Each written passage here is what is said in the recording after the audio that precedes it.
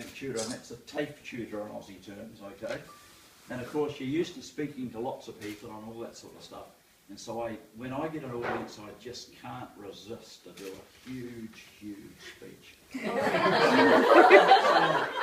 I got my pen to paper and I really, really went for it. Oh my God! No, it's not that bad. And I'm rather frail of brain these days and can't remember stuff, so I had to write stuff down. So if you'll excuse me, I did make a few notes this afternoon. And I thought so bear with me if I kind of read a bit of stuff and have to refer to my notes quite closely. But people these days refer to journeys, and when I was a young fella, which was many, many moons ago, journeys were going from one place to the other. But these days, of course, journeys aren't quite like that, are they? They're not physical things, they're actually a way you go through life. And I thought these guys have gone through a fair bit of a journey. And as you know, Marcus started his life in Nelson, New Zealand. That's the little country on the other side of the Tasman, some way east from here.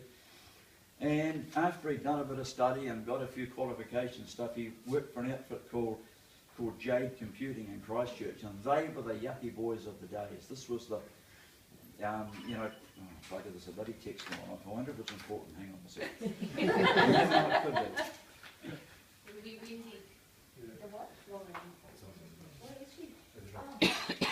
Oh, okay, it's a wee text which I'll tell you about later on. That's from India. So Marcus worked for Jade Computing, and they were pretty amazing. And Jade, of course, was very much the in thing, in place to work in those days. And Marcus, being a petrol head like his old man and all his uncles and God knows what else, he was highly impressed by the fact that they had a fleet of 12 XJ12 Jaguars, and they were all labelled XJ1, XJ2, XJ3, etc.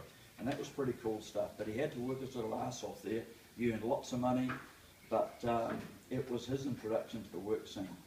A lot of his mates went to Wellington.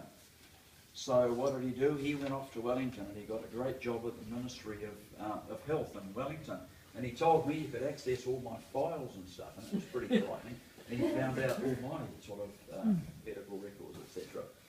And while he was there, he got involved in the recruitment system, because the people that got him the job in the Ministry of Health actually were in the recruitment scene, of course, and then they started to think maybe this guy could be quite good at recruitment.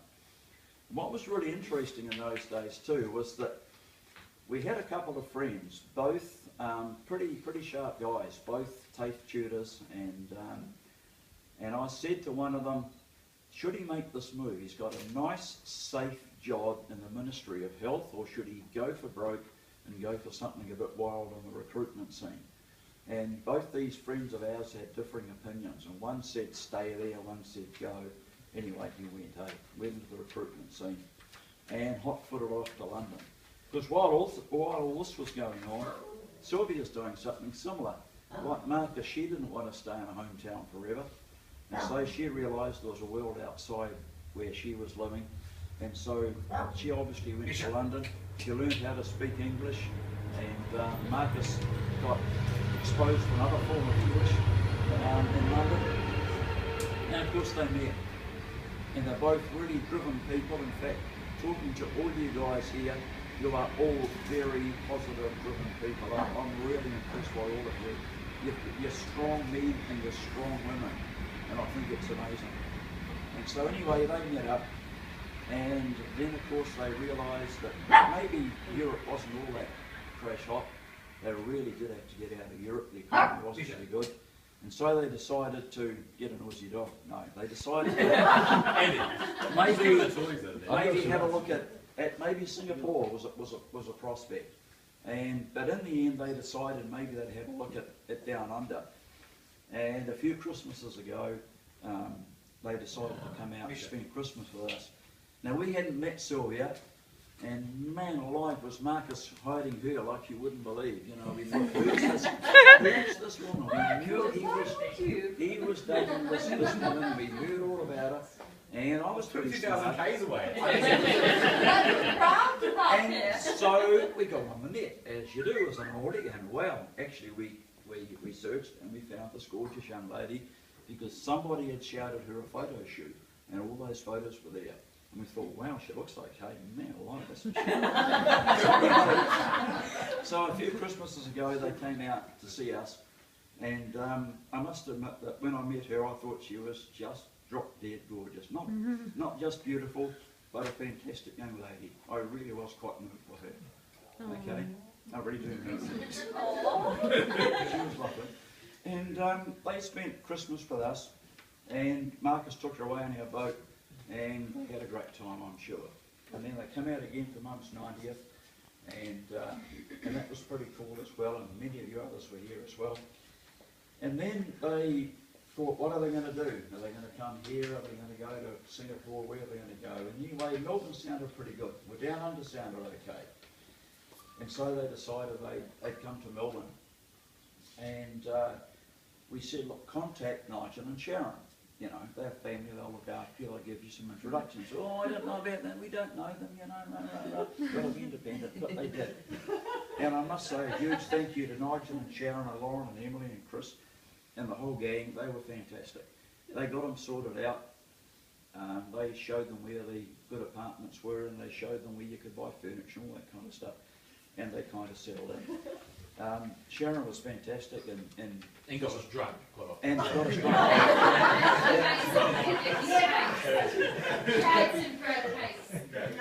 One real hassle, of course, was that Sylwia couldn't work because, you know, due to the immigration requirements of Australia, she had to sit around, and it must have been incredibly difficult for her. A massive undertaking, I'm sure, to come from Europe all the way down under to a place like this. Totally and utterly different. But one of the things I believe, if I get this right, one of the requirements of her chasing Marcus back down under was that she wanted a dog. And they got a dog. And I must admit, Misha was quite fantastic, I'm sure, and being a companion for Sylwia when Marcus was away and that sort of thing. So the dog was great. And then, as things rolled by, we sort of said to them, look, you can't really keep pouring money into a landlord's pocket. You know, at some stage, if you're really serious about working and living in here and settling down, I think really you should be looking maybe for a house. And so then the hunt went on. By this time, of course, Nigel and Sharon and the gang out this way, I won't say that influenced them, but they certainly thought that Sunbury was a good place. And these apartment dwellers in Sydney refer to this little patch of paradise, I reckon it is, as Sunbury, which is rather nasty, but it is a great place. Trans paradise. It is, it really is. And so they kind of checked it out, and I think they thought that Nigel and Sharon and Chris and Em and Lauren had a pretty good lifestyle out this way. Well, Lauren's not entirely a Sunbury, I must admit. She sometimes regards this place, I think. You'll be a lifer, don't worry. They found out that the commute was pretty good.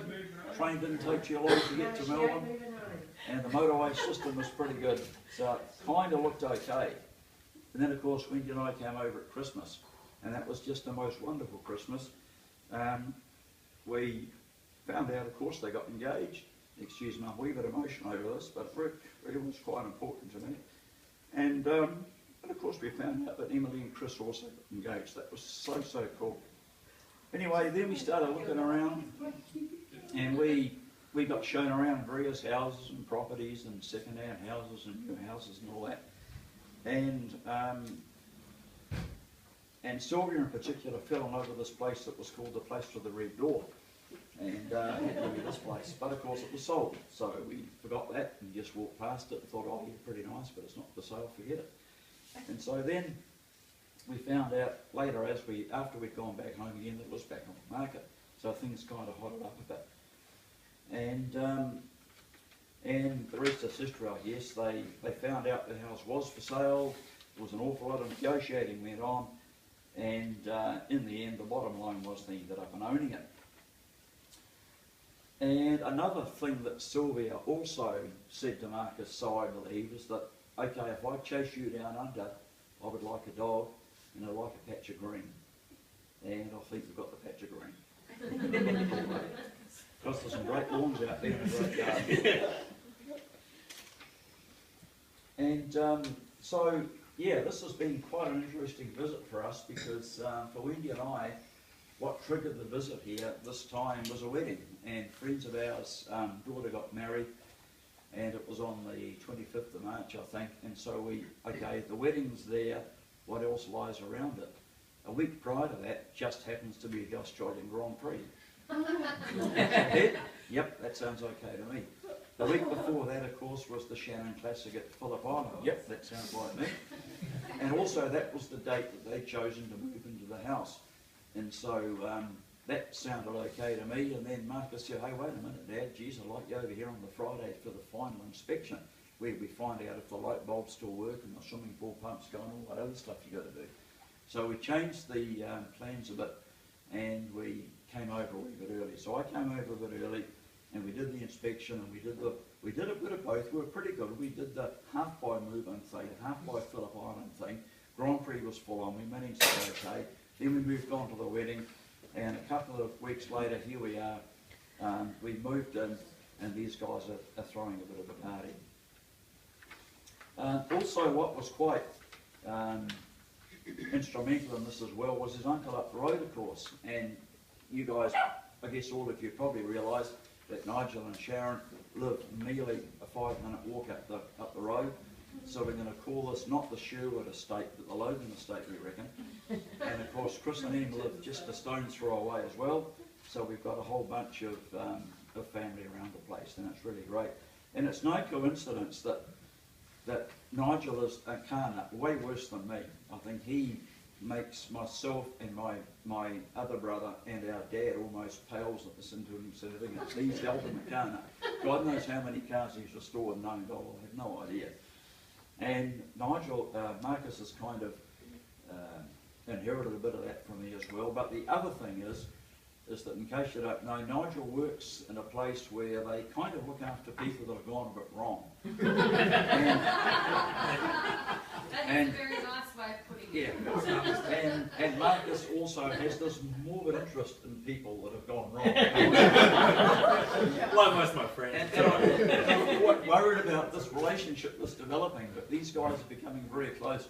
And from what I understand, all they talk about is criminal activity and who's been done for what.